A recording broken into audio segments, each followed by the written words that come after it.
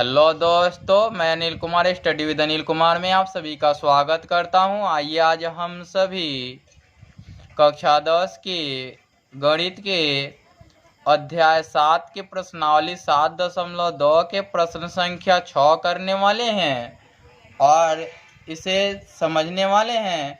हम सभी इस प्रश्न को करने से पहले यह जानेंगे कि इस प्रश्न में जो कह रहा है उससे रिलेटेड कुछ पद होंगे, वो जानेंगे। तो आइए जानते हैं। दिया हुआ है कि यदि बिंदु 1, 2, 4y, x6 और 3, 5 इस क्रम में लेने पर एक समांतर चतुर्भुज के शीर्ष हों तो x और y ज्ञात कीजिए। आप सभी को इसके पहले जानना होगा कि कोई भी समांतर चतुर्भुज कब कहलाते हैं और कौन कौन चतुर्भुज समांतर चतुर्भुज कहलाते हैं। तो आप सभी जानते हैं कि यदि किसी चतुर्भुज के आमने सामने की लाइन आपस में समानांतर हों तो ये समानांतर चतुर्भुज कहलाते हैं। आप सभी ये भी जानते हैं कि आयत एक समानांतर चतुर्भुज हो सकता है। आपको ये भी पता है कि समानांतर चतुर्भुज के दोनों विकर्ण एक दूसरे को समद्विभाजित करते हैं। इस प्रकार से ये वाला पार्ट इसके बराबर होगा और ये वाला पार्ट इसके बराबर होगा। और आपको समांतर चतुर्भुज के तहत बतानी है कि एक्स वाई के मान।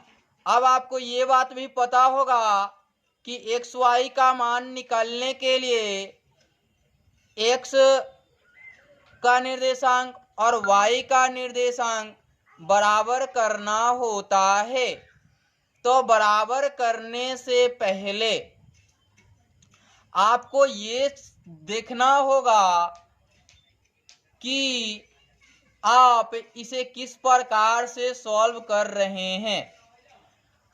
और हमने आयत इसलिए बताया कि आयत के दोनों विकर्ण जो होते हैं अर्थात डायगोनल जो होते हैं आपस में बराबर होते हैं।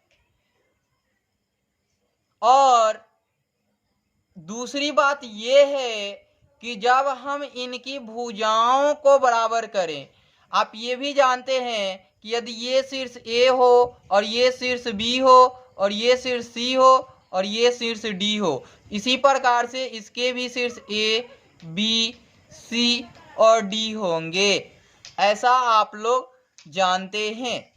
आगे देखते हैं कि इसमें होता क्या है। तो यदि इसको कहें तो AD is equal to BC and AB is equal to CD। Similar to AD is equal to BC and AB is equal to CD, ऐसा आप सभी जानते हैं। अगर इस प्रकार से करें, यदि इनके शीर्ष A का जो निर्देशांक है 1, 2 ले लें, B का जो निर्देशांक है 4y ले लें, C का जो निर्देशांक है वो x और 6 ले लें यानी 106 ले लें, और D का जो निर्देशांक है 3 और 5 ले लें। तो आप सभी पाएंगे कि इसमें आप इस प्रकार से ले लेंगे तो आप पाएंगे कि यह अगर बीच की दूरी निकालें तो यह संभव नहीं है कि इनके बीच की दूरी इक्वल की जाए तो स्क्वायर में आएंगे। तो आप करेंगे क्या, यहाँ ये मिड पॉइंट पे काटते हैं, आपको पता है, तो इसको O से डिनोट कर लेंगे। आप आयत लेकर के ही बनाएंगे, पैरेललोग्राम अर्थात कि समानांतर चतुर्भुज नहीं लेंगे। आप जानते हैं कि सभी आयत समानांतर चतुर्भुज होते हैं, परंतु कोई भी समानांतर चतुर्भुज आयत नहीं होते हैं, है ना। तो आते हैं, अब देखते हैं यहां दिया क्या गया है। हल 6 नंबर का है, दिया गया बिंदु है, क्या क्या दिया गया है भाई, दिया गया है कि 1 2 कमा 4y कमा x और 6 तथा, या और लिख सकते हैं, और दिया गया है 3 5। आपको पता चल गया कि दी गई बिंदुएं क्या है। उसके अतिरिक्त आप जानते हैं कि यहाँ किसके शीर्ष दिए गए हैं, ये समानांतर चतुर्भुज के शीर्ष दिए गए हैं। तो अब आते हैं, अब एक समांतर चतुर्भुज अर्थात कि आयत की रचना करते हैं, है ना, और मानते हैं कि ये वाला शीर्ष A है और जिसके निर्देशांक 1 2 हैं, ये वाला शीर्ष B है जिसके निर्देशांक 4 और y हैं, ये वाला C है जिसके निर्देशांक x और 6 हैं, तथा इसके निर्देशांक 3 और 5 हैं। आपको पता चल गया। आप सभी ये भी जानते हैं कि ये वाला लाइन क्या होता है, आपस में पैरेलल होता है और बराबर भी होता है। ये वाला लाइन आपस में पैरेलल होता है, साथ ही बराबर भी होता है। आपको ये भी पता है कि हम भुजा से नहीं चलेंगे, हम विकर्ण से चलेंगे। विकर्ण से चलने का कारण ये है कि आप सभी जानते हैं कि विकर्ण एक दूसरे को मध्य बिंदु पर काटते हैं, तो मध्य बिंदु को O से डिनोट कर लिया, है ना। तो लिखते हैं, माना कि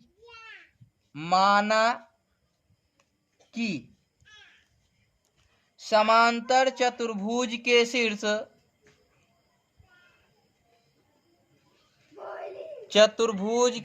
समांतर चतुर्भुज के शीर्ष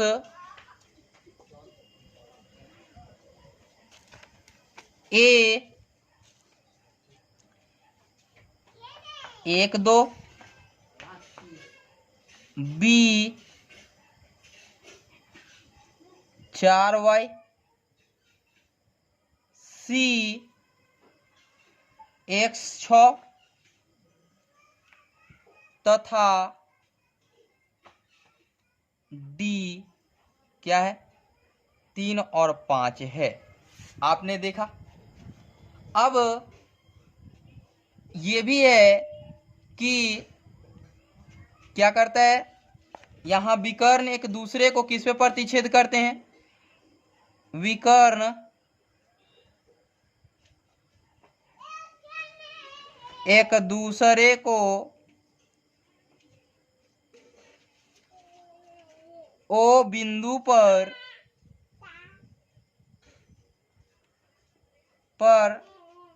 प्रतिच्छेद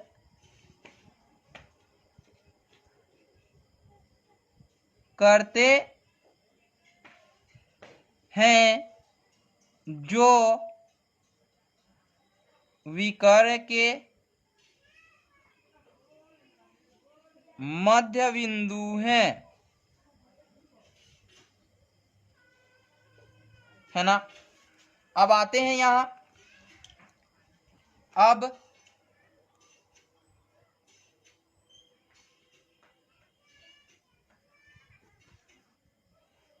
मध्य बिंदु के निर्देशांक के लिए आते हैं। अब विकर्ण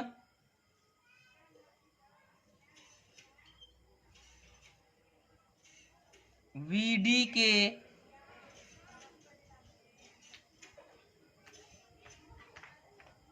मध्य बिंदु के निर्देशांक क्या है? O है ना। तो यहां देखिए, यहां इसको यदि x1 माने और इसको x2 माने, ऐड कर लेंगे तो यहां बिंदु O के निर्देशांक हैं, इसलिए O निर्देशित लिखेंगे। आप चाहें तो XY करके भी लिख सकते हैं, इसको X और Y भी कर सकते हैं, है ना। और XY करेंगे तो यहाँ XY दिया हुआ है, अतः XY नहीं ले करके आप इसको के बदले क्या ले सकते हैं? इसके बदले आप O निर्देशित क्या ले सकते हैं? AB ले सकते हैं। अब आप AB लेंगे, दोनों बराबर हो जाएंगे, तो आप केवल O निर्देशित ही लें, इन दोनों को लेने की आवश्यकता नहीं पड़ेगी आपको। तो आइए मैं करता हूं 4 जमा 3 बटा में 2, है ना। फिर कमा y जमा 5 बटा में 2, ओ निर्देशांक हो गया। अब आते हैं, अब विकर्ण AC के मध्य बिंदु के निर्देशांक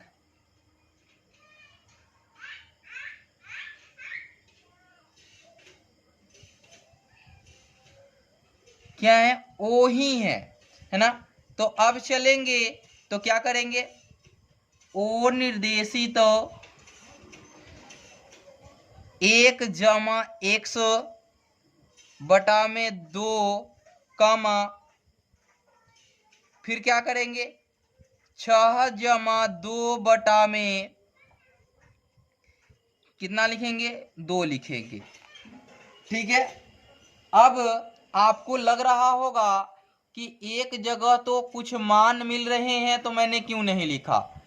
तो आप चाहें तो इसके इक्वल टू करके लिख सकते थे कि 7 बटा में 2, चूंकि जमा किए हुए हैं, जमा करना यानी कि जोड़ना, और y जमा 5 बटा में 2, यहां भी आप लिख सकते थे 1 जमा x अपन में 2, और यहाँ 8 बटा में 2, तो ये 4 हो जाता। अब आते हैं, अब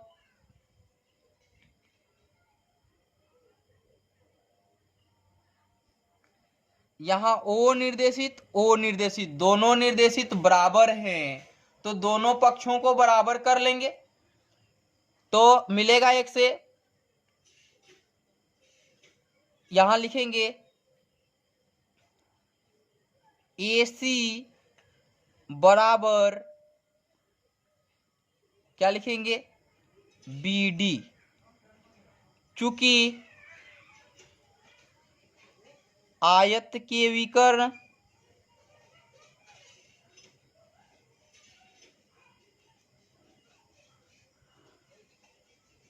आपस में बराबर होते हैं।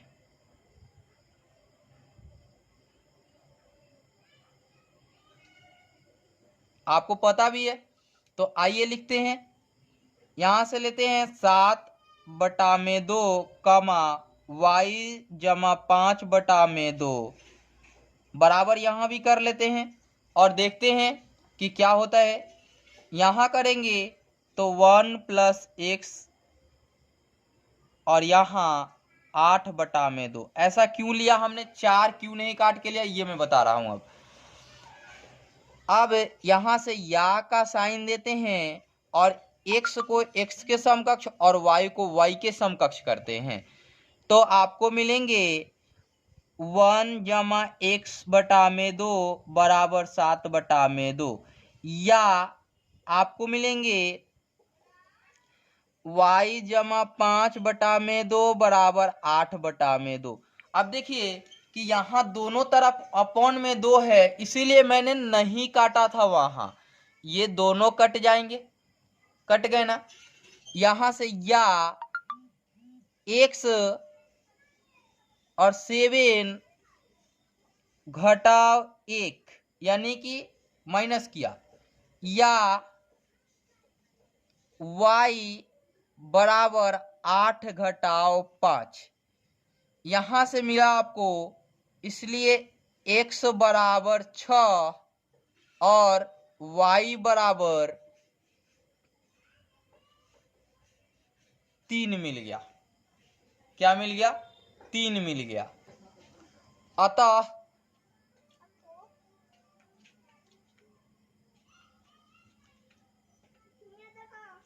x और y की वैल्यू मिली, x बराबर 6 मिल गए और y बराबर कितना मिल गए, 3 मिल गए। ये आपके आंसर्स हो गए।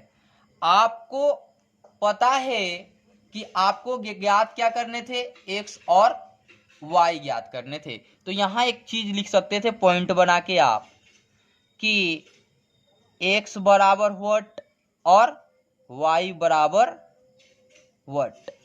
ये मैं पहले भी लिख सकता था, लेकिन आपको मुझे एक चीज इक्वल करना था कि x का मान निकलेगा, और यहां से आप यदि O पॉइंट को ए बी मानते हैं तो दोनों में ए बी बराबर हो जाते, यहां भी आता तो इसके लिए भी ए बी और इसके लिए भी ए बी, तो ए बी और ए बी दोनों बराबर हो जाते हैं, तो फिर एक्स वाई का मान ही निकलता। इसलिए मैंने पहले एक्स वाई नहीं लिखा, पहले भी लिख देते तो गलत नहीं होता, लेकिन मुझे समझाना था एक चीज कि एक्स वाई का मान ही पूछा है और प्रश्न में भी बोल रहा है कि x और y के मान बताएं। तो x का मान 6 और y का मान 3 मिलेगा आपको। इसी के साथ इस प्रश्न के लिए इतना ही, फिर आगे की प्रश्न में मिलता हूं।